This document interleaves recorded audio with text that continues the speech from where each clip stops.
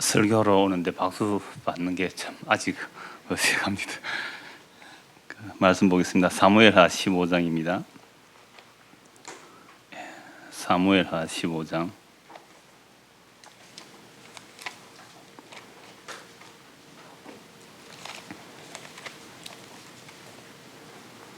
22절부터 26절 보겠습니다. 사무엘하 15장 22절부터 26절 우리 다 같이 한 목소리로 읽겠습니다.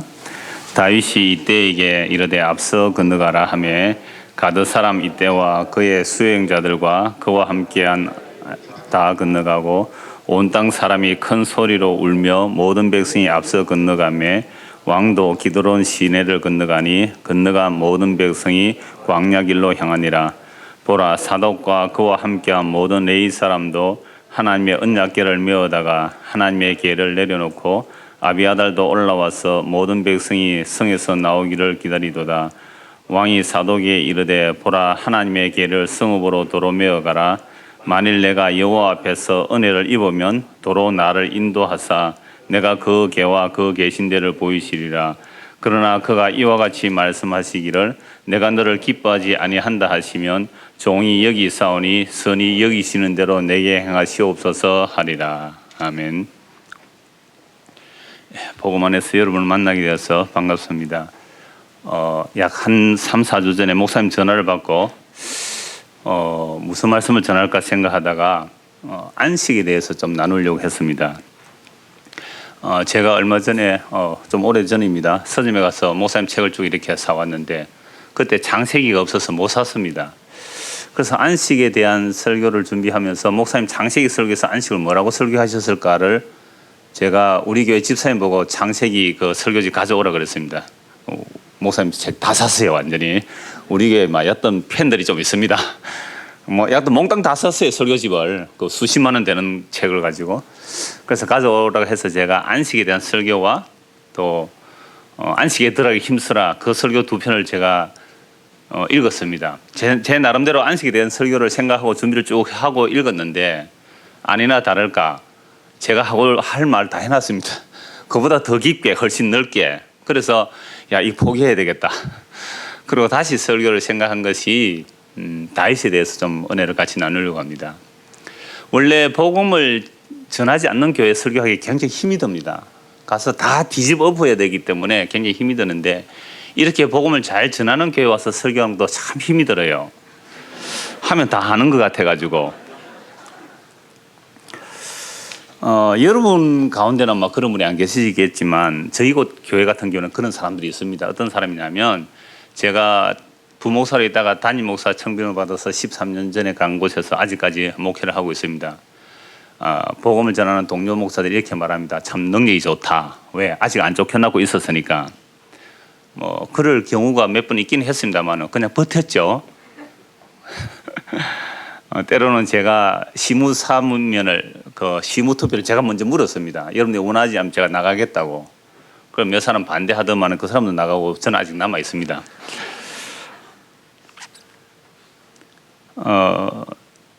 그래서 제가 13년 정도 되면서 전국에 그래도 복음 전한다는 목사님들을 1년에 한 번씩 이렇게 저희 교회에 초청을 했습니다. 그래서 설교를 듣고 이런 복음 전하는 사람이 우리 목사님 아니고 다른 분도 계시구나 이렇게 했더니 지금쯤 와서 어떤 반응이 일어나냐면 어느 목사님 한번 모시면 이렇게 생각합니다. 저분은 어떻게 복음을 전하느냐. 구경꾼이 되어버렸어요. 여러분 나는 가수다 프로그램 아시잖아요. 거기 보면 자기 좋아하는 가수 보면 막 눈물 흘리고 감동하고 그러더라고요. 근데 다른 가수 자기가 안 좋아하는 가수 노래하니까 채널 돌리더라고요. 이런 모습이 강남에 여기 스타 목사님들 많잖아요. 복음 전하는 곳에는 과연 없을까 저 생각을 해봤거든요. 근데 복음 전하는 교회는 있더라 이 말입니다. 물론 서문화교회는 예입니다. 제가 몇 주 전에 설교를 들으니까 목사님 그런 설교 하셨어요. 복음을 듣고서도 이렇게 열심히 하는 분들이 서문화교회라고 제가 참 감사했어요. 오늘 그거 실감합니다. 수요일도 거의 가득 찼네요. 나는 주일 낮에만 이런 줄 알았는데 저희 교회하고는 다르네요. 에스겔 33장 한번 보겠습니다. 우리가 복음 안에서도 얼마든지 쉬어보듯이 할 수 있다는 것을 한번 경고 삼아 에스겔 33장을 찾아보겠습니다.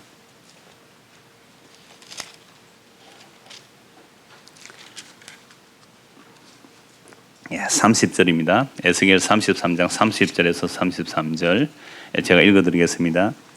인자야, 내 민족이 담 곁에서와 집문에서 너희에 대하여 말하며 각각 그 형제와 더불어 말하여 이르기를, 자 가서 여호와께로부터 무슨 말씀이 나오는가 들어보자 하고 백성이 모이는 것 같이 내게 나오며 내 백성처럼 내 앞에 앉아서 내 말을 들으나 그대로 행하지 아니하니 이는 그 입으로는 사랑을 나타내어도 마음으로는 이익을 따름이라. 그들은 내가 고운 음성으로 사랑의 노래를 하며 음악을 잘하는 자같이 여겼나니 내 말을 듣고도 행하지 아니하거니와 그 말이 응하리니 응할 때에는 그들이 한 선지자가 자기 가운데 있었음을 알리라. 지금 이스라엘 백성들이 바빌론 포로로 잡혀와 있습니다. 바빌론 포로로 잡혀와 있으면서 에스겔에게 하나님의 말씀을 들으러 나옵니다. 그러면서 나오면서 하는 말이, 자 가서 여호와께로부터 무슨 말씀이 나오는지 한번 들어보자 라고, 마치 하나님의 백성이 하나님의 말씀을 듣기 위해서 나오는 것처럼 나오더라 이 말입니다. 그래서 모양만 그렇다 이 말이죠. 하나님 책망하시는 것은 내 백성처럼 에스겔 앞에 앉아서 너의 말을 들으나 그대로 행하지 아니하니 이는 그 입으로는 사랑을 나타내어도 마음으로는 이욕을 쫓더라. 입으로는 사랑을 말하죠. 입으로는 복음이 좋다고 그럽니다. 입으로는 진리가 좋다고 그래요. 그런데 과연 그 복음을 좋아하는 내용 속에 자기의 편리와 자기의 유익이 과연 없을까? 이 생각을 해보세요. 진리의 복음이라는 것은 결국 나를 그리스도와 함께 죽여가는 과정입니다.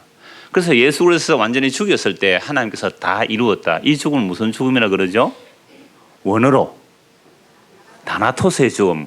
여러분들은 목사보다 훨씬 낫습니다. 이 히브리어를 막 이렇게 다 쉽게 말하고 그러는데, 그러한 죽음으로 초대거든요. 그런데 과연 우리가 그 복음을 듣고 그 진리를 사랑한다고 여러분 이곳까지 이렇게 모였지 않습니까? 근데 과연 그 복음을 진리를 위해 함께 죽는 사람이 얼마나 되느냐, 이게 문제죠. 입으로는 사랑을 나타내도 그 마음에는 이욕을 쫓더라 이 말입니다. 저희 집 사람이 그럽니다. 창원 널프로교회 예를 드는 겁니다. 우리 교회 오는 사람은요, 교회 오면 얼굴이 이뻐진대요. 별로 동의를 안 하신 것 같은데, 두 번째 부자가 된대요. 왜 그러냐니까, 여러분들 수고하고 무거운 짐진 자들아 다 내게로 오라, 내가 너희를 쉬게 하리라, 뭐 그러잖아요, 예수님 말씀을 가지고. 근데 교회 가면 사실은 쉬는 게 아니라 무거운 짐을 날마다 지고 나오잖아요. 예배당 입구에 들어갈 때 오늘도 혼자 오셨습니까? 계단마다 다 써붙여놨어요. 또 나갈 때는 이렇게 나와요. 다음 주에 또 혼자 오실 겁니까? 어쩌란 말입니까 지금? 주님과 함께 동행하면 되는데 자꾸 그러시더라고요. 그러니까 교회 들어갈 때도 인상, 나올 때도 인상, 얼굴이 사나워져요. 근데 우리 교회는 그렇게 일절 없습니다. 어떤 경쟁이라는 경쟁이 일절이 없으니까 마음이 편하니까 얼굴이 이뻐져요. 제가 봐도 그렇더라고요. 처음에 올 때는 인상을 쓰고 왔는데 이제 몇 달 지나고 몇 년 지나면 진짜 얼굴이 환해서요. 아마 여러분들 그렇게 될 겁니다. 그 다음에 부자가 된대요. 왜 부자가 된다 하니까, 하나님 잘 쓴 게 복 받은 게 아니고 헌금을 전혀 강조를 안 하니까, 다른 게 절반도 제대로 안 하니까 그게 차곡차곡 모여 한 10년쯤 되니까 제법 부자가 되었다.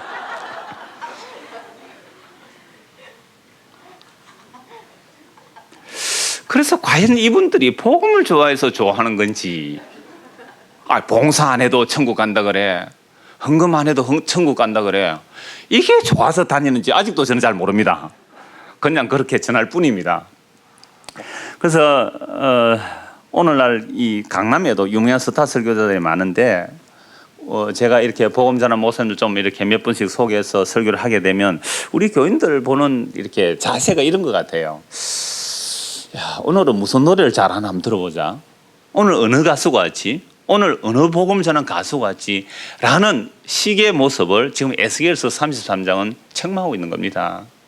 그래, 에스겔 네 말이 맞구나. 다른 사람들은 다 우리나라가 망하지 않았다 그랬는데, 우리가 성전이 있고 제사가 있고 그래서 우리 예루살렘 안 망한다 그랬는데, 결국 에스겔 말처럼, 예레미야 선지자 말처럼 예루살렘이 완전히 망했으니까 에스겔 네 말 맞기는 맞다 해서 에스겔을 갖고 와서 오늘은 과연 무슨 말씀이 있는지 들어보자 하고 나왔지만, 그러나 입으로는 그렇게 나오고 모양은 그렇게 나왔지만 그 속에는 이욕을 쫓았지 진리를 사랑한 것이 아니더라는 겁니다. 그래서 여러분들은 그렇지 않다는 설교를 제가 몇 주 전에 들었습니다. 목사님 설교를 제가 종종 듣는데요.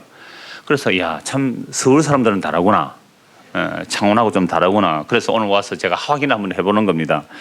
역시 좀 다른 생각을 좀 하고 있습니다. 오늘 읽은 본문은요, 다윗의 아들 압살롬이 반역을 하자 다윗이 도망가는 장면입니다. 우리가 사무엘하 15장을 일단 펼쳐놓으시기 바랍니다. 도망가는 장면입니다. 다윗이 도망갈 때에 사독과 함께 한 제사장들이 언약궤를 메고 백성들이 나오기를 기다리고 있습니다. 이때 다윗이 하는 말이 15장 25절 26절입니다. 왕이 사독에게 이르되 보라, 하나님의 궤를 성읍으로 도로 메어가라. 만일 내가 여호와 앞에서 은혜를 입으면 도로 나를 인도하사 내가 그 궤와 그 계신 데를 보이시리라. 그러나 그가 이와 같이 말씀하시기를 내가 너를 기뻐하지 아니한다 하시면 종이 여기 있사오니 선이 여기시는 대로 내게 행하시옵소서 하리라. 여러분, 언약궤가 어떤 것입니까? 언약궤는 하나님의 임재의 상징입니다. 물론 언약궤 안에는 첫 번째 깨어진 돌판, 그래서 두 번째 돌판이 들어가 있고 만나 항아리와 아론의 상난 지팡이, 이 세 가지 물건은 다 이스라엘 백성들이 하나님을 거역한 증거물들입니다. 이스라엘 백성들이 하나님을 거역한 증거물을 언약궤 안에 담고 그 위에 뚜껑을 덮어놓았죠. 그 뚜껑 이름을 속죄소, 마틴 루터는 번역을 시언좌라고 번역합니다. 하나님의 은혜가 수여되는 장소. 그래서 이스라엘 백성들이 살아가는 것은 언약궤 뚜껑 덕분에 살아가는 겁니다. 하나님께서 그 돌판의 말씀을 그대로 적용시켜버리면, 그대로 비추어버리면 그건 다 진멸당해 마땅합니다. 그런데 그 진멸받아 마땅한 증거들을 언약궤 뚜껑에 덮어놓고 그 뚜껑에 어린 양의 피를 1년에 대속죄를 가서 7번 뿌리는 겁니다. 그래서 언약궤 뚜껑이 덮어져 있는 것으로 살아가는 이스라엘 백성들, 그러한 언약궤를 항상 이스라엘의 진중에 가운데 두고 행진하게 하셨죠. 그래서 이런 언약궤는요, 하나님께서 이스라엘 백성 함께 한다는 표로 언약궤를 메고 갔더니 요단강이 끊어졌습니다. 언약궤를 앞세우고 갔는데 여리고성이 무너졌습니다. 사사시대에는 언약궤를 가지고 전쟁을 했는데 엘리의 도를 홈리와 비나스가 그 언약궤를 이용했죠. 그들은 하나님의 제사를 짓밟은 자들입니다. 속함을 받을 수 없는 그들이 언약궤만 메고 오면 이길 줄 알고 언약궤를 메고 왔다가 언약궤 앞에서 죽임당하고 언약궤를 빼앗겨버렸습니다. 빼앗긴 언약궤가 블레셋 그 마을들을 언약궤 홀로 적을 다 물리치죠. 재앙을 내리고 그들의 신전을 부수어버리고. 그래서 블레셋 사람들이 두려워서 언약궤를 수레에 싣게 하고 금독종 5개를 실어서 보내니까 전나는 그 새끼 딸린 그 송아지 암소 2마리에 전혀 모해 보지 않은 그 소에 실었을 때 그 본능을 억제하고 울면서 배심해서 올라가지 않습니까? 그러니까 이스라엘 백성들은요, 언약궤만 있으면 하나님 우리와 함께 하신다, 그리고 적들을 물리친다, 이런 놀라운 믿음이 있었죠. 그런데 이런 언약궤를 지금 다윗이 뭐라고 말하냐면, 압살롬이 반역해서 지금 다윗이 도망갑니다. 맨발로 울면서 감람산으로 도망가는 중이에요 지금.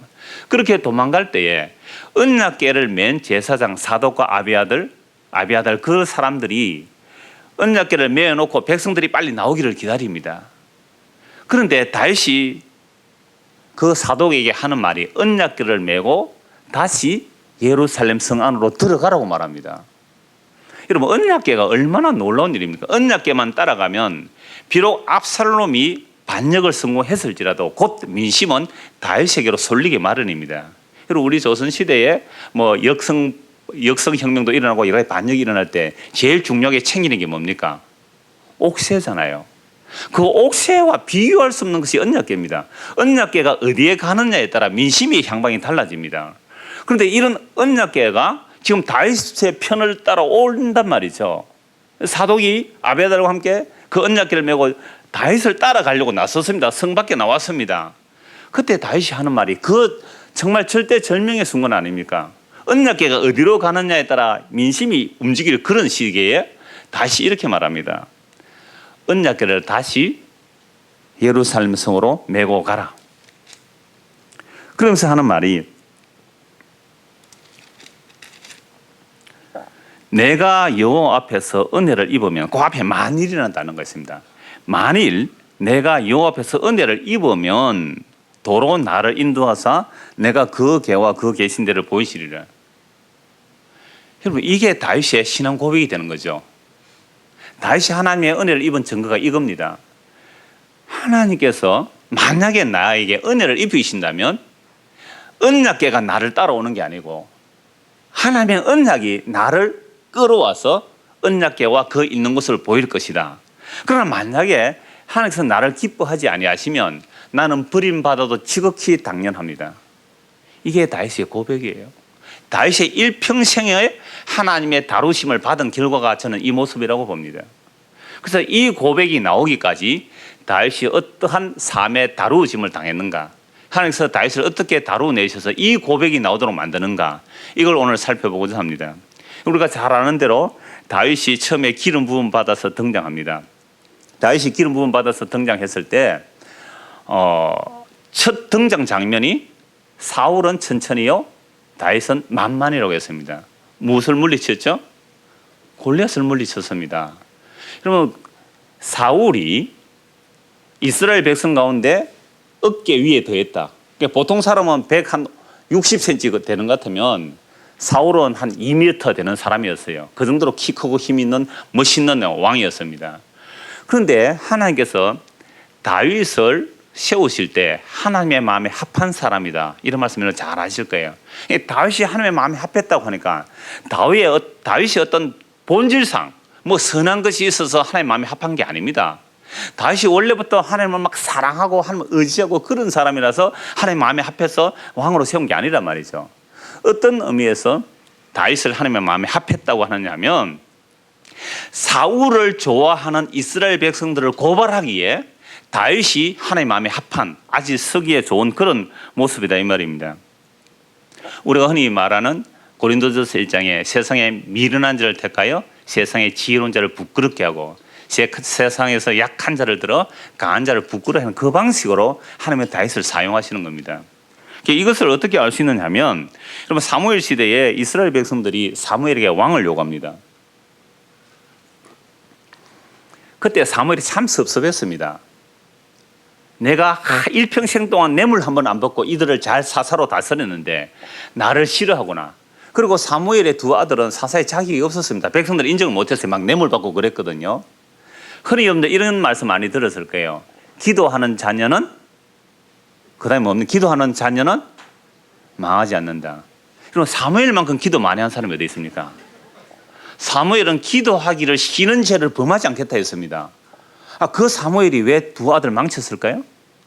그렇구나. 사무엘은 하나님의 나라와 이스라엘 나라를 위해서 기도하다가 보니까 자녀를 제대로 간수 못해가지고 그렇게 엉망진창이 되었습니까? 많은 우리나라 좀 존경받는다는 목사님들 있잖아요. 뭐 주기철 목사님, 뭐 이런 목사님들 얘기 들어보면 자녀가 엉망이었어요. 왜 그런지 아십니까? 하도 목회를 열심히 해가지고 자녀를 안 돌봤어요. 애들은 굶든지 말든지, 그래가 애들이 완전히 이를 갈았던 겁니다. 나는 앞으로 목사 안 될 거야. 나는 교회 앞으로 안 다닐 거야. 내가 체면상 아버지 따라 교회 나가주지. 급하니까 막 경상도 사투리가 나오죠. 이해하시죠? 이 천년 전만 해도 표준말입니다. 신라시대 표준어입니다, 이게.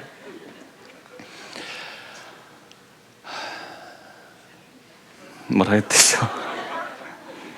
제가 사실 어릴 때 상당히 긴장이 됐는데 목사님이 식사하면서 목사님 얼마나 편하게 이렇게 맞이해 주시는지 마음이 이렇게 많이 풀렸습니다. 그러니까 사무엘이 그렇게 기도하는 사람인데 자식 농사 마음대로 안 되는 것이 있잖아요. 우리가 남의 자식 욕할 게 못 된다는 거 여러분 경험 많이 하시죠? 이건 젊으신 분들 잘 모르고 한 50 정도 지나면 압니다. 60 정도 되면 자기 자식이 원하는 대로 안 자라는 걸 어떻게 합니까? 뭐 때려 죽이겠으면 어떻게 하겠습니까? 사무엘이 그렇게 기도하는 사람이었는데도 자녀는 안 듣더라, 이 말입니다. 여러분 일상적인 교회에서 많은 그 어떤 의롭과 같은 이야기들 다 그거 무시하십시오. 한때 요즘도 많은 그런 말 사용합니다만은 예배에 성공하면 예? 예배에 성공하면 이거 아무 그런 말 모르세요? 인생에 성공한다. 그런 말 못 들으셨구나. 창원에서 제일 큰 교회는 날마다 그 얘기 하거든요. 예배에 성공하면 인생에 성공한다. 근데 진짜 예배에 성공한 최초의 사람이 누굽니까? 아벨이잖아요. 근데 죽임 당해서 형님한테 예배에 성공하면 빨리 죽습니다.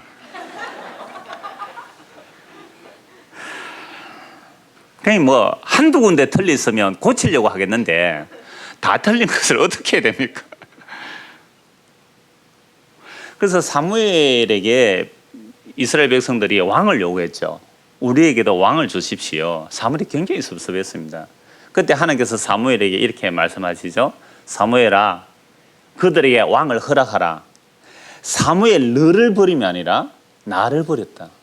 사무엘이 섭섭한 마음을 하나님 아시잖아요. 사무엘아, 너를 버린 게 아니고 나를 버렸다. 여호와 하나님이 왕이시잖아요. 그래서 여호수아 뒤에는 후계자를 세우지 않습니다. 가나안 땅에 들어왔잖아요. 약속의 땅에 들어왔다면 약속의 땅에서 보이지 않는 하나님을 왕으로 섬기고 살면 되는 거예요. 그런데 이들에게 믿음이 없으니까 사사가 세워졌고 이제 마지막 사사 사무엘에게 왕을 요구하니까 사무엘이 굉장히 섭섭했을 때 하나님께서 왕을 허락하라고 합니다. 그래서 왕을 세운 왕, 그 초대 왕이 사울 아닙니까? 다른 사람보다 키가 크고 힘있고 멋있는 그런 왕이었죠. 그런데 이러한 백성들이 원한 그런 왕, 그 왕보다 골리앗은요 키가 3m가 됩니다. 약 2m 되는 사람하고 3m 되는 사람하고 아예 이건 게임이 안 되는 거죠. 여러분, 사울이 들고 흔드는 창이 무게가 얼마인지 아십니까? 창 하나가 60kg입니다.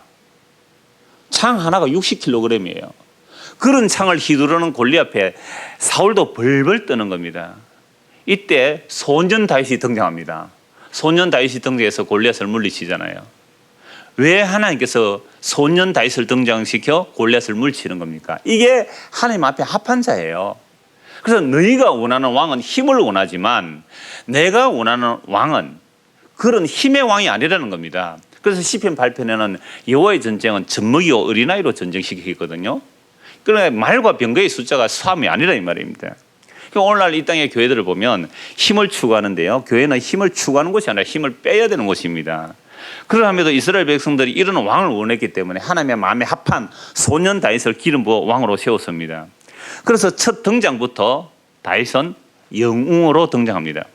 사울은 천천히고 다윗은 만만이라는 이 아가씨들의 찬송 소리를 듣고, 여러분 단임 목사가 계시는 큰 교회에 부목사가 가서 복음적인 설교를 하면요 교인들은 좋아하는데 단임 목사 싫어합니다. 그때부터 쫓겨나는 거예요. 이게 지금 다윗이 그렇게 그런 꼴이 됐죠. 사울은 천치고 다윗은 만만이라 하니까. 그래서 이 사울이 다윗을 원수로 삼고 죽이려고 합니다. 그때부터 다윗은 쫓겨다니죠. 다윗이 쫓겨다닐 때 백성들이 마음으로서는 다윗을 존경하지만 사울 체제에 함부로 갈 수가 없죠. 그래서 다윗에게 피하여 온 자들이 누굽니까? 사무엘상 22장 2절에 보면 환난당한 자, 빚진 자, 마음이 원통한 자. 사울 체제 하에서 억울함을 당한 자들이 모여들었다 이 말이죠. 오늘 서문화교회는 이런 분들 안 계십니까? 환난당한 자, 사기꾼한테 다 빼앗기고 받침 못 받는다는 사기꾼들한테. 그래가 여기서 이제 드릴 것도 없고, 그러다가 빚진 자, 그래서 마음이 원통한 자들. 저희는 그런 사람이 참 많이 왔어요. 어떤 분은 이거 녹화해서 올립니까? 모르겠지만 저에게 1년에요 해외 골프 투어를 절반을 나가는 사람이었습니다. 그 정도는 조금 사는 사람이죠. 네? 1년에 해외 골프 투어를 절반을 나가는 사람이에요. 이분이 어떤 어려움을 당해가지고 저에게 어떻게 오게 됐는데 지금은 뭐 하느냐면요 그 쓰레기 차에 그 쓰레기 주워 올리는 그 일을 해요. 그러면서도 행복해합니다. 기뻐하고요 감사하고 있더란 말이죠. 이 환난 당한 자 아닙니까? 그래서 환난 당한 자가 무엇으로 기뻐할 수 있느냐? 정말 복음 안에서 기뻐할 수 있고 자유할 수 있는 거. 이게 하나님의 말씀의 능력이고 진리가 우리에게 주는 자유, 진리가 주는 행복함, 기쁨. 그래서 여러분들의 교회 표어가 뭐였어요? 복음으로 행복한 교회, 복음으로 행복한 성도. 이분이 1년에 절반을 골프 해외 투어하는 사람이 쓰레기 차에 쓰레기 주워 올리는 그 일을 하면서 너무너무 행복해하는 사실. 이게 다윗에게 피하여 온 사람들의 모습입니다. 그러나 하나님의 약속대로 사울은 죽임을 당했고 다윗이 왕이 됐습니다. 다윗이 왕이 되고 헤브론에서 예루살렘으로 왕궁을 옮깁니다. 이미 이때 언약궤를 예루살렘 성으로 메어오고자 합니다. 이것은 다윗이 하나님을 위하여 하고자 하는 뜻도 있을 거예요. 내가 이제 하나님 위해서 언약궤를 모셔오자. 그러나 또 하나 성경에서는 잘 드러나지 않지만 그 문맥 속에 들어있는 내용은 언약궤를 자신이 메고 오므로 자신의 왕위를 더욱 견고히 하고자 하는 정치적인 계산 분명히 들어가 있었습니다. 그래서 다윗이 언약궤를 모셔올 때 어떻게 모셔오는지 사무엘하 6장을 보겠습니다.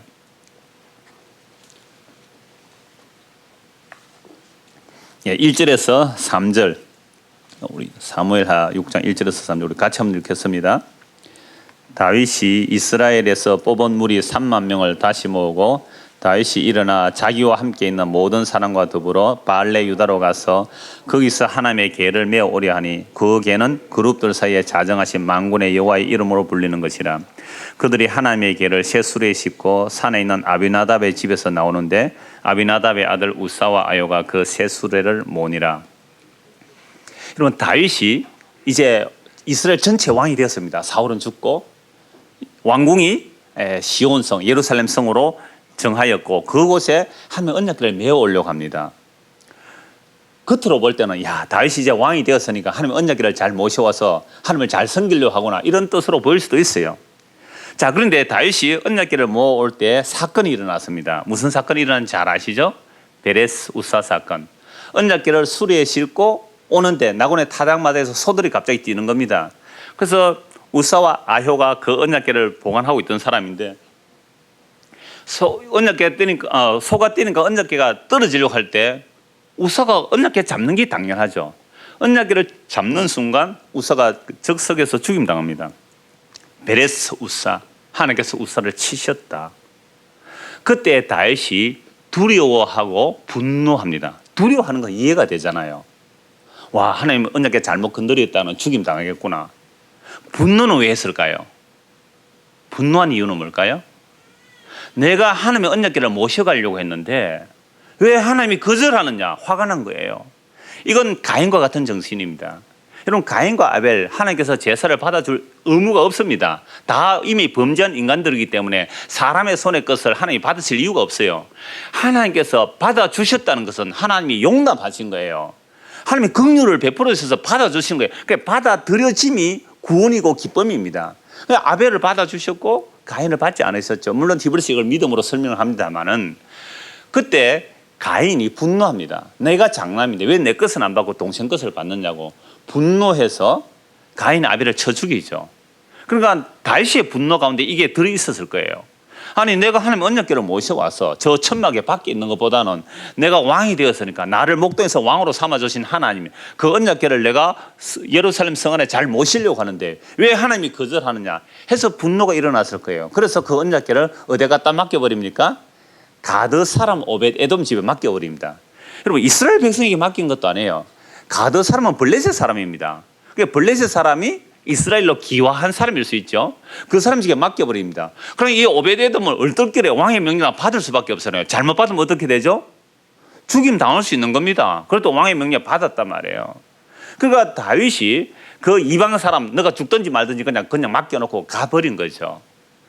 자, 이랬을 때에 약 3개월 후에 오벳에돔 집이 복을 받다는 소문이 들리는 겁니다. 이걸 가지고 또 어떤 분이 설교를 하는데 하나님의 성전 언약궤를 모시면 복을 받는다고, 언약궤를 잘 모시자고. 그 언약궤가 어디 있는데 요즘요. 그래서 이 소식을 들은 다윗이 야, 내가 왜 처음에 실패했을까? 율법에 의하면 언약궤는 어떻게 메고 모셔가야 됩니까? 예, 제사장들이 어깨에 메고 가야 되잖아요. 그런데 새 수레에 싣고 갔으니까 거절한 것 당연합니다. 이게 율법적인 그 적용을 하자면 율법대로 하면 이게 틀린 거 맞아요. 그래서 하나님께서 가지 않았다 이렇게 할 수 있습니다. 다윗과 함께 하지 않았다.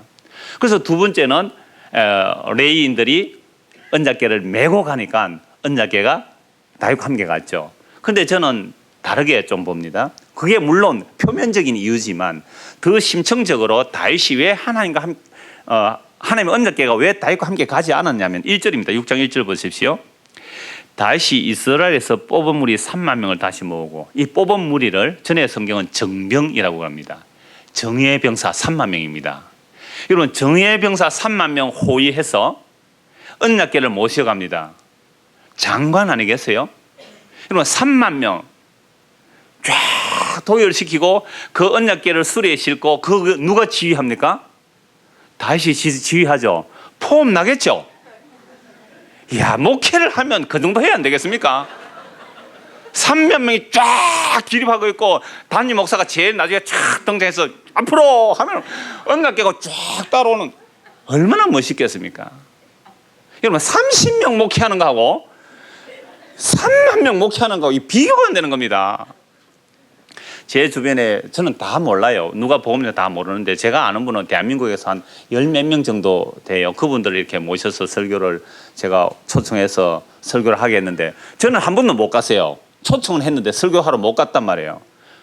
한 곳인가 갔어요. 한 곳인가. 왜 못 간지 압니까? 초청한 여러 개 안 돼서 초청을 못 했습니다. 그 저희 교회는 뭐 지금 한 100여 명 정도밖에 안 되는데 그 사람들 모인 곳에서는 제가 대형교회 당회장입니다. 여기는 대형교회가 넘었었어요. 이거는 뭐라 해야 됩니까? 슈퍼 울트라 처치라 해야 됩니까?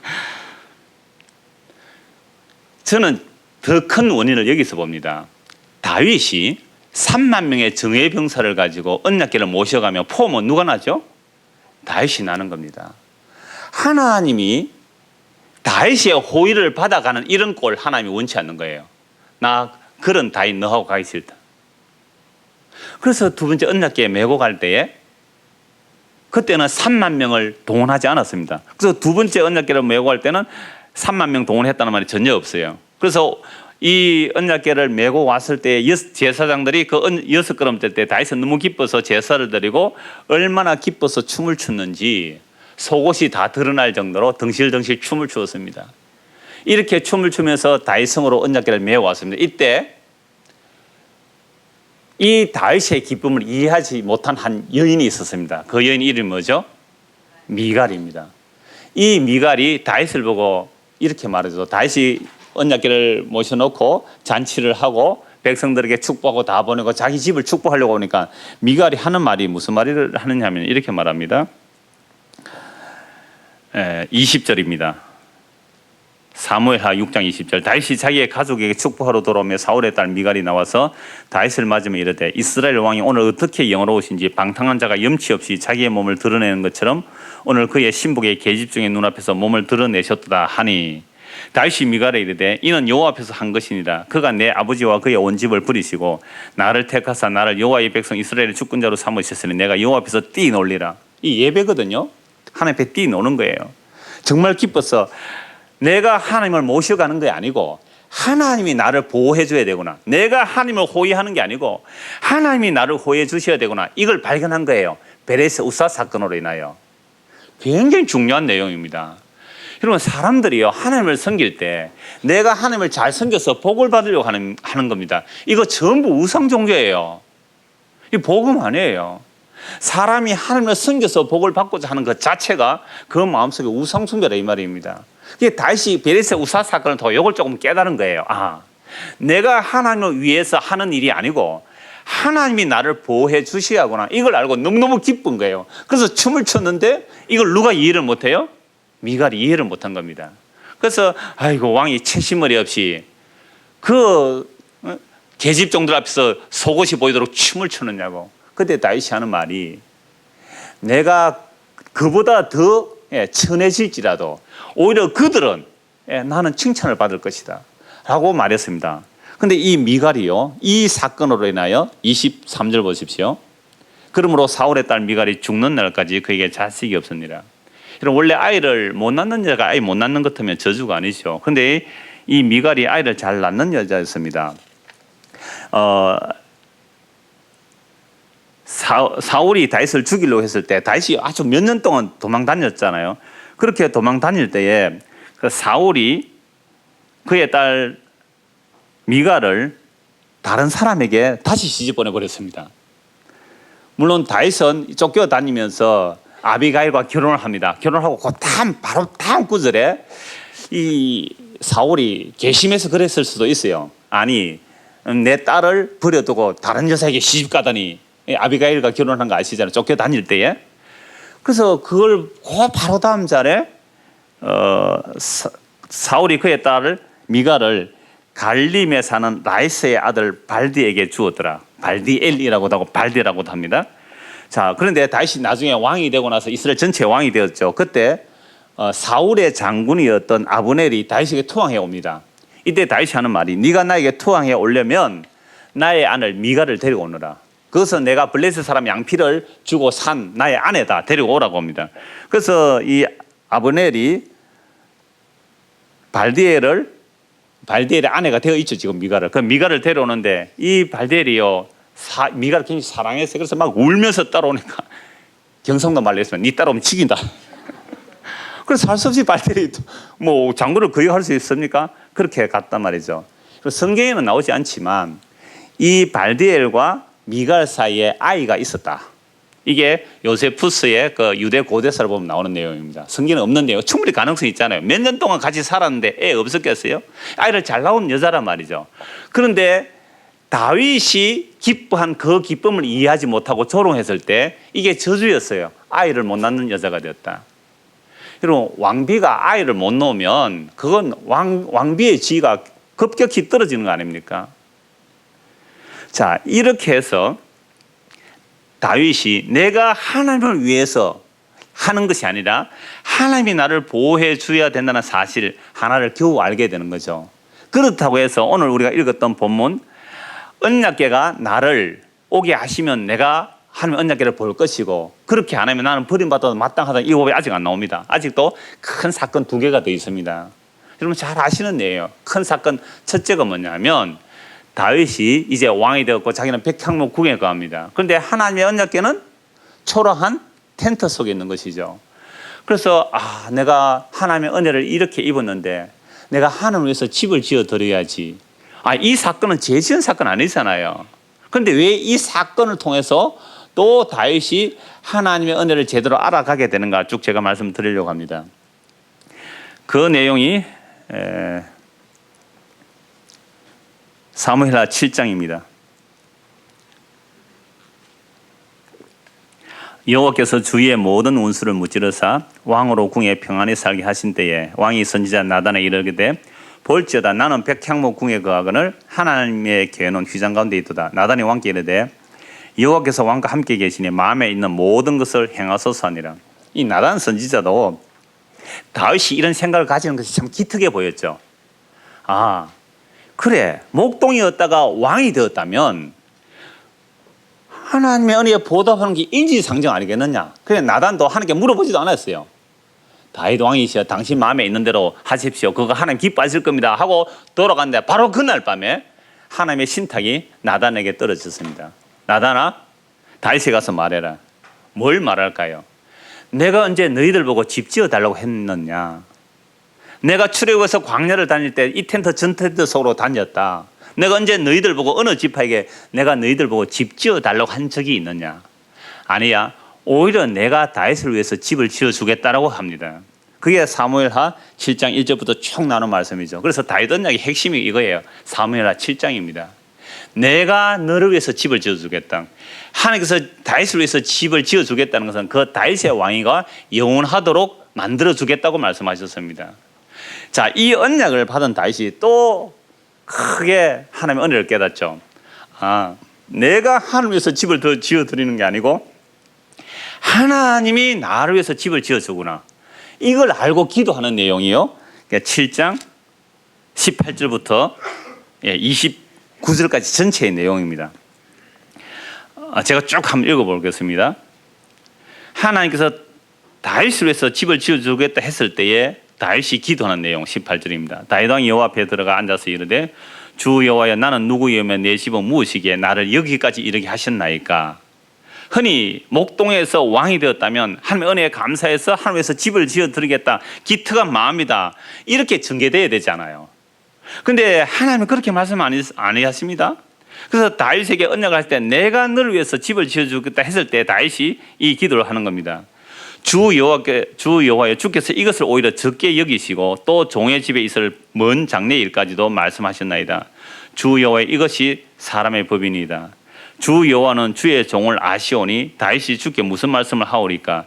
주의 말씀으로 말미암아 주의 뜻대로 이 모든 큰 일을 행하사 주의 종에게 알게 하셨나이다. 그런즉 주 여호와의 이름으로 주는 위대하시니 이는 우리 귀로 들은 대로는 주와 같은 이가 없고 주 외에는 신이 없음이니이다. 내가 하나님 위해서 집을 지어드는 게 아니고 하나님이 나를 위해서 집을 지어준다는 이런 신은 들어본 적이 없다 이 말이죠.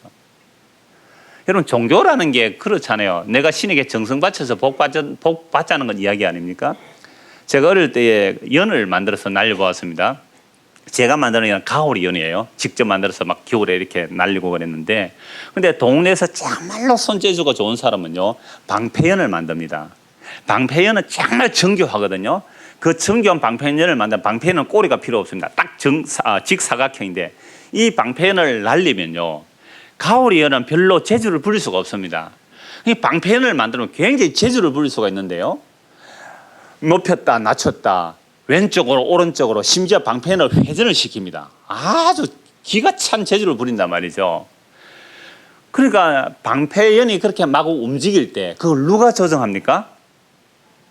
연을 만들어서 연을 날리는 사람이 조정을 하잖아요. 그러니까 방패연을 신이라고 해보십시오. 그 신을 누가 조정합니까? 연줄을 잡은 내가 조정하잖아요. 밀고 당기고 높이고 낮추고 오른쪽으로 왼쪽으로 자기가 원하는 대로 연을 조정할 수 있는 겁니다.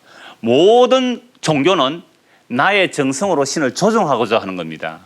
이게 전부 우상숭배거든요. 이게 다윗이 이게 막 깨어져 나가는 겁니다. 지금 하나님의 기름 부음을 받으시고 다윗을 택한 이유는 다윗에게 들어있는 잘못된 종교성을 깨어내시는 거예요. 그래서 그 연을 마구 조정하는 것, 이게 한국 교회 안에 마치 진리로 여겨지고 있습니다. 내가 신에게 뭔가 바쳐서 정성 바쳐서 복 받자는 이야기. 누가 감히 하나님께 먼저 드려서 갚으심을 받을 자가 있습니까? 로마서 11장의 말씀 보시면 누가 먼저 주께 드려서 갚으심을 받겠습니까? 만물이 주에게서 나고 주로 말미암아 주에게로 돌아가는 거예요. 그래서 다윗이 하나님께서 집을 지어드리겠습니다 했을 때, 아니야 내가 너를 위해서 집을 지어주겠다 했을 때 다윗이 이런 신이 세상에 어디 있습니까? 이런 신이 세상에 어디 있습니까? 나를 목동에서 왕이 되게 하시고 그것도 부족하다고 나의 왕위를 영원히 이어주겠다고 하니 이런 신이 세상에 없습니다. 주 외에는 없습니다. 29절 보십시오. 25절입니다. 아니 그 사무엘하 7장 23절입니다. 땅의 어느 한 나라가 주의 백성 이스라엘과 같으리까 하나님이 가서 구속하사 자기 백성으로 삼아 주의 명성을 내시며 그들 위해 큰 일을 주의 땅을 위하여 두려운 일로 애국과 많은 나라들과 그의 신들에게 구속하신 백성 앞에서 행하셨사오며 주께서 주의 백성 이스라엘을 세우사 영원히 주의 백성으로 삼으셨사오니 여호와여 주께서 그들의 하나님이 되셨나이다. 여호와 하나님이 이제 주의 종과 종의 집에 대해 말씀하신 것을 영원히 세우시었사오며 말씀하신 대로 행하사 사람이 영원히 주의 이름을 크게 높이 여기기를 만군의 여호와는 이스라엘의 하나님이라 하게 하시옵시며 주의 종 다윗의 집이 주 앞에 견고하게 하옵소서. 만군의 여호와 이스라엘 하나님이여 주의 종의 길을 여시고 이르시기를 내가 너를 위하여 집을 세우리라 하셨으므로 주의 종이 이 기도로 주께 간구할 마음이 생겼나이다. 주 위하여 오직 주는 하나님이시며 주의 말씀들이 참되시니다. 주께서 이 좋은 것을 주의 종에 말씀하셨사오니 이제 청하건대 종의 집에 복을 주사 주 앞에 영원히 있게 하옵소서. 주 여호와께서 말씀하셨사오니 주의 종의 집이 영원히 복을 받게 하옵소서 하니라. 다윗이 무엇을 알았다고요? 내가 하늘을 위해서 집을 지어드린 게 아니라 다윗은 정말 은혜를 많이 입은 사람 아닙니까? 그래서 감사해서 하늘을 위해서 집 지어드리려고 했는데 아니야, 네가 나를 위해서 집을 짓는 게 아니고 내가 너를 위해서 집을 지어줄게. 하나님 그렇군요. 그렇다면 하나님 나에게 영원한 약속을 주셨사오니 이 하나님의 약속하신 그 약속을 나에게 영원하게 견고하게 하여 주십시오. 하나님께서 나에게 주신 그 언약, 다윗 언약이잖아요. 다윗 언약의 핵심입니다. 나는 네 하나님 되고 너는 내 백성 되라. 이게 언약의 목표거든요. 하나님 그 약속을 영원히 견고하게 해주십시오. 이 복을 영원히 저에게 있게 해주십시오. 그래서 주 앞에 영원히 있게 하옵소서. 주 여기서 말씀하셨으니 주의 종의 집이 영원히 복을 받게 하옵소서. 여러분 가게나 여러분 가정에 이 현판 없습니까? 주의 종의 집이 영원히 복을 받게 하옵소서. 갈로 열고 복, 갈로 닫고 안에 뭐였습니까? 이 세상이나 세상에 속한 것들을 사랑하면 그건 하나님의 사랑이 없는 것이거든요. 근데 그걸 놓고 복 받는다고 하고 앉았으니 참 이럴 때 가관입니다. 그 복이 무엇입니까?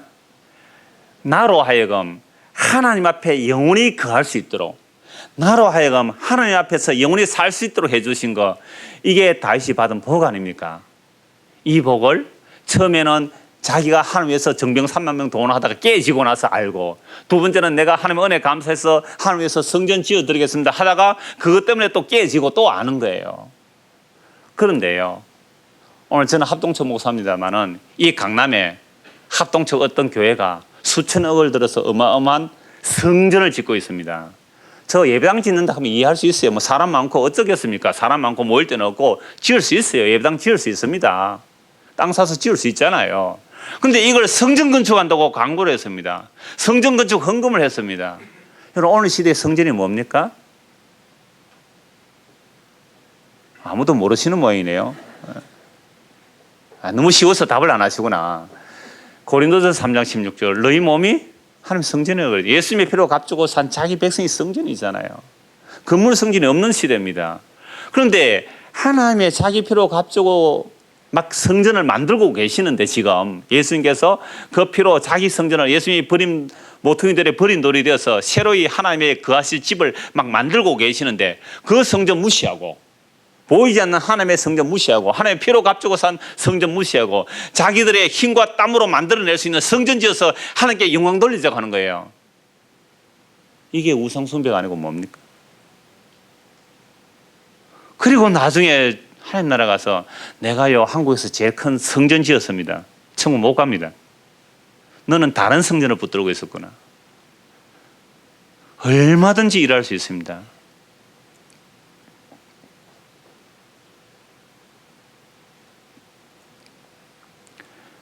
세 번째, 이 정도로 해서 다시 아직 고백이 안 나옵니다. 주여 나로 언약궤 있는 곳으로 보게 해서, 이 고백 아직 나온단 말이죠. 세 번째 사건이 무슨 사건이겠습니까?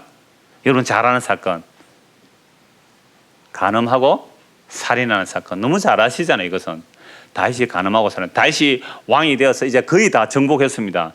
편안히 왕궁에 갈 때에 어느 날 낮잠 한숨 자고 저녁 때쯤 보니까 어떤 여인이 모욕하는 거예요. 이스라엘 집은 지붕 위에서 그렇게 모욕하고 하는 구조니까 이렇게 보한 겁니다. 왕궁에서 저 집이 멀리 떨어져 있었을 텐데 어떻게 현미가 마음도 없는데 어떻게 이뻤는지 몰라요. 이 마음에 유혹을 받으면 그렇게 됩니다. 너무 이뻤어요. 누구냐? 우리아의 아내입니다. 데려오너라. 지금 생리 중이라서 안 됩니다. 그럼 정결케 하고 데려오너라. 세상에 간음을 해도 율법 지켜가면서 간음하더라고요. 그래서 간음했습니다. 얼마 있으니까 임신했다는 소식이 들려왔습니다. 알리바이를 조성하기 위해서 요압 장군에서 우리아를 휴가 보내게 합니다. 왕에게 보고하고, 야, 너 집으로 가라.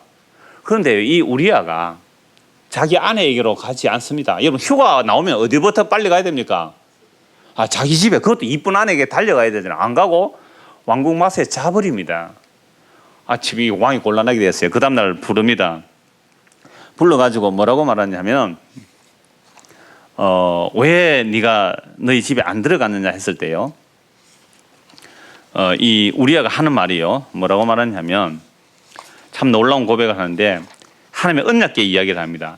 하나님의 언약궤가 지금 여호와의 전쟁 중에 있고 야영하고 있는데, 그리고 하나님의 군인들이, 이스라엘 군인들이 야영을, 내가 어찌 안에게 들어갈 수 있습니까? 진짜로 여호와의 전쟁을 하는 거룩한 용사가 누가 되어 있습니까? 우리아예요. 그래서 못 가면, 율법에 의하면 여호와의 전쟁을 할 때는 아내와 가까이 하면 안 되거든요. 충성된 군인이었습니다. 그 다음날 왕이 이 우리아를 다시 불러가지고 술을 잔뜩 먹입니다. 왕이 주는 술, 거절할 수가 있습니까? 왕이 주는 술. 여러분, 회장님이 여러분들 회식할 때 김 집사 한 잔 받으라 하고 주는데 거절하면 어찌 됩니까? 내일부터 회사 나오지 마라 그러네요. 어쩌겠어요 그러면? 마셔야죠. 그런데 왕입니다. 왕이 주는 대로 다 마셨어요. 술이 잔뜩 취했습니다. 술이 취하면 사람들이 본능이 나오잖아요. 그래서 아내를 찾아갈 줄 알았는데, 아니, 그렇게 술이 취했는데 또다시 군인 막사고 자는 겁니다. 이게 정말로 충성된 여호와의 용사였어요. 할 수 없이 그 우리아의 손에 자기를 죽이라는 편지를 도 요압 장군에 가서 결국 죽임당하죠. 그러고 나서 장사 지내고 아내를 데리고 왔습니다. 이때 나단 선지가 책망을 하죠. 그 책망 앞에서 다시 회개하는 시편이 시편 51편이죠. 나는 모태 죄인입니다. 모태 신앙은 없습니다. 나는 모태 죄인입니다. 모태로부터 내가 죄 가운데 잉태되었습니다. 자기 죄를 알게 되었죠. 그러면 다윗이 하나님의 기름 부음 받고 지금까지 그렇게 잘해왔던 것은 하나님의 은혜이죠. 하나님의 은혜더라면요, 우리는 바로 간음하고 살인하는 자입니다. 그래서 예수님 아예 마음의 음욕 품어도 간음했다 그러잖아요. 사람 미워해도 살인했다 그러고. 그럼 다윗은 한 번밖에 안 그랬습니다. 우리는 마음속으로 수백 번도 더한 사람들 아닙니까? 이렇게 간음하고 살인했을 때 다윗이 자기 죄를 알게 되는 겁니다. 아, 나는 버림받아 마땅한 죄인이다. 이랬을 때 이 다윗의 고백이 드디어 나오는 거예요. 뭐라고 고백한다고요? 다시 오늘 본문 말씀 15장 25절입니다. 왕이 사독에게 이르되 보라, 하나님의 계를 성읍으로 도로 메어가라. 만일 내가 여호와 앞에서 은혜를 입으면 도로 나를 인도하사 내가 그 계와 계신 데를 보이시리라. 그러나 내가 그가 이와 같이 말씀하시길 내가 너를 기뻐하지 아니한다 하시면 종이 여기사오니 선히 여기시는 대로 내게 행하시옵소서. 지금 압살롬이 반역해서 다윗 왕을 죽이려고 합니다. 다윗 왕이 맨발로 도망가고 있습니다. 이때 언약궤가 자기와 함께하면 이건 완전히 역전시킬 수 있는 거예요. 그럼에도 불구하고 언약궤를 다시 예루살렘 성으로 메어가라. 내가 하나님의 언약궤를 모셔가는 것이 아니고 하나님의 언약이 나를 데리고 오면 나는 살 것이고 하나님의 언약이 나를 밀쳐버리면 나는 영원히 심판받아 지극히 마땅하다. 그리고 이것이 하나님께서 다윗을 다루어가는 과정입니다. 만약에 저와 여러분을 주님께서 마지막 날에 야, 너는 지옥 가라 이렇게 말씀하신다면 여러분 어떻게 하시겠습니까? 아니, 예수님, 저 누군지 모르세요? 제가 복음을 찾아서 서문화교회 가져간 사람입니다.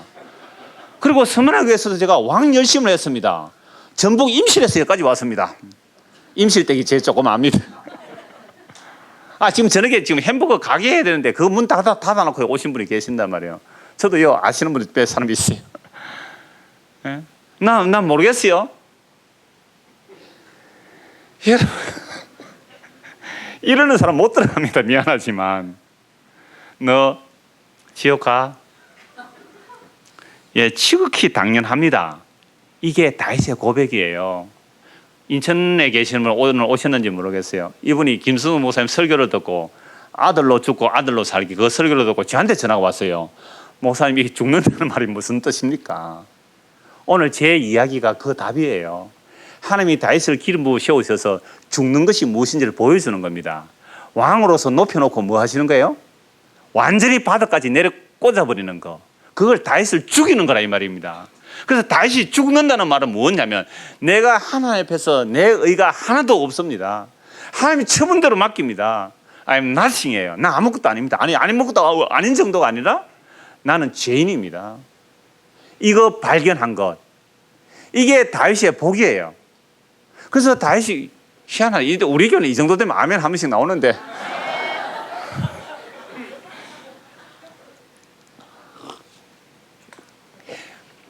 그래서 이 다윗이 발견한 하나님, 내가 하나님을 위하는 것이 아니라 하나님의 나를 위하시고 나 같은 죄인을 위하여 충성된 우리가 대신 죽는 것처럼 충성된 여호와의 용사로 오신 예수 그리스도, 그분이 대신 죽음으로만 내가 사는구나. 그리고 이제 신약시대에 우리가 예수 그리스도와 함께 산다는 것은 이 땅 속에서 나를 삭제시켜 나가구나, 나를 죽여가나, 내 이름을 삭제시키는 거예요. 내 행위를 삭제시키는 겁니다. 내가 주를 위해서 했다는 거 다 삭제시킵니다. 그 안에 하나님이 행하신 일만 오롯이 담겨질 때 그걸 거룩한 신부라, 흠도 점도 티도 없는 신부라 그럽니다. 여러분, 옛날에 가난할 때요, 시골에 가난할 때 신부가 이렇게 시집을 갈 때 너무너무 가난한 집은요, 뭐 가져갈 게 아무것도 없어요. 그때 신랑이 몰래 돈을 보내줍니다. 신랑이 몰래 돈을 보내주면 자존심 안 상하게 신부가 그 돈으로 옷을 해 입고 혼수품을 마련해서 신랑에게 시집을 옵니다.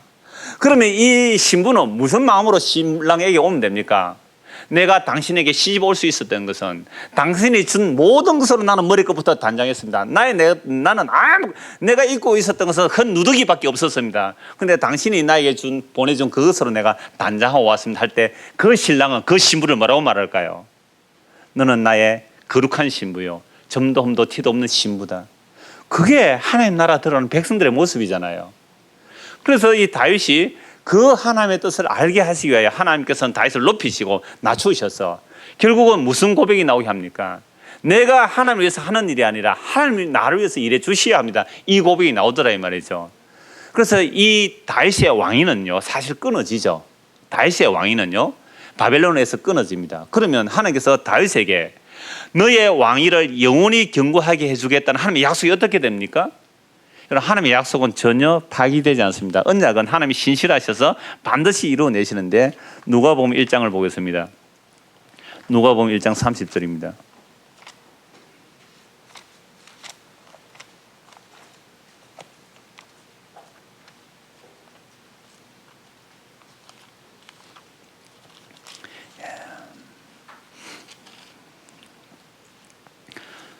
누가복음 1장 30절에서 33절까지 우리 같이 한번 봉독하겠습니다.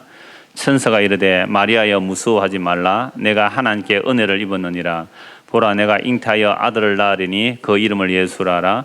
그가 큰 자가 되고 지극히 높으신 이의 아들이라 일컬어질 것이요 주 하나님께서 그 조상 다윗의 왕위를 그에게 주시리니 영원히 야곱의 집을 왕으로 다스리실 것이며 그 나라가 무궁하리라.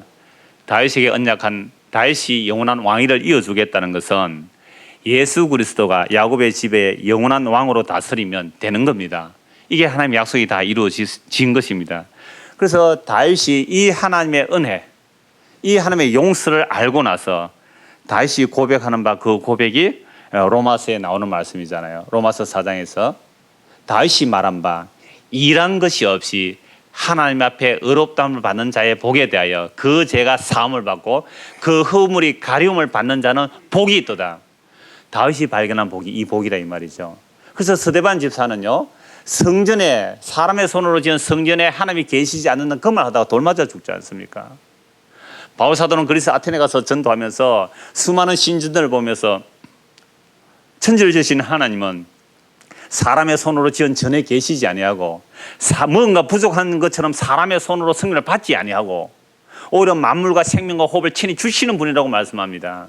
예수님께서 이 땅에 오셨을 때 나는 성령을 받으러 온 것이 아니라 섬기러 왔고 많은 사람의 목숨을 위하여 내가 대속물로 나를 주러 왔다고 말씀합니다. 그래서 예수님의 성령을 제대로 받은 사람은 마리아입니다.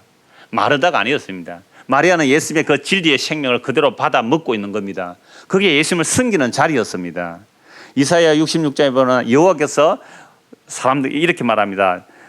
여호와 이같이 말씀하시되 하늘은 나의 보좌요 땅은 나의 발판이 너희가 나를 위해서 무슨 집을 지으랴. 내가 안식할 처소가 어디랴. 사람이 하나님께서 집을 못 지어드립니다. 하나님이 우리를 위해서 집을 지어주십니다. 그 집이 성령을 통하여 우리가 하나님의 성전 되는 것, 하나님이 우리 안에, 우리가 하나님 안에, 예수가 내 안에, 내가 예수 안에, 그 집이 영원한 집이에요. 자, 이렇게 집이 지어진 사람은 이미 하늘나라는요, 하늘나라는 우리를 그리스도와 함께 죽이시고 그리스도와 함께 살리시고 그리스도와 함께 하늘 보좌 우편에 앉혀놓고 우리를 이미 영원롭게 하셨어요. 묵시세계가 완료된 겁니다. 그러나 이 영원한 묵시세계에 들어가는 하나님의 자기 백성들은 세상에서 어떻게 다루어 가시는가? 꼭 다윗처럼 예수님처럼 그렇게 다루어 가시더라고요. 그렇게 다루어 가실 때에 내가 하나님을 위해서 하는 것이 아니라 하나님이 나를 위해서 한다는 사실. 그래서 여러분들이 어떤 여러분의 생명을 다하여 다윗처럼 온갖 하나님 위해서 성령을 위해서 다 준비했을지라도 그 나오는 고백은 내가 아니요 하나님의 은혜라고 고백이 되게 돼 있고 내가 비록 범죄했을지라도 간음하고 살인했을지라도 이러함으로 주님께서 나를 용서해 주지 않으면 안 된다는 그 사실을 알게 하시는 하나님의 사랑의 손길입니다. 이 놀라운 은혜가, 이 놀라운 용서가, 이 다윗에 임한 하나님의 그 언약적 사랑이 오늘 저와 여러분에게도 함께 임하기를 소원합니다. 기도하겠습니다. 하나님 아버지, 우리가 하나님을 위해서 하는 것이 아니라 하나님이 우리를 위해서 자기 목숨을 버리신 그 사랑 값없이 받기를 원합니다. 그러나 선악과 따먹은 인간이 얼마나 자기 자아가 강한지 끊임없이 하나님과 거래하려고 덤벼드는 이것이 죄임을 보게 하시고 하나님께서 약속하신 그 약속을 그저 받는 그 믿음과 그 은혜를 우리에게 허락하여 주옵소서. 그래 이 마지막 시대에 참된 복음 안에서 기뻐하며 자유하며 감사하며 주와 함께 동행하는 모든 스모나 형제 자매들 다 되게 하여 주옵소서. 예수 그리스도 이름 받들어 기도드리옵나이다. 아멘.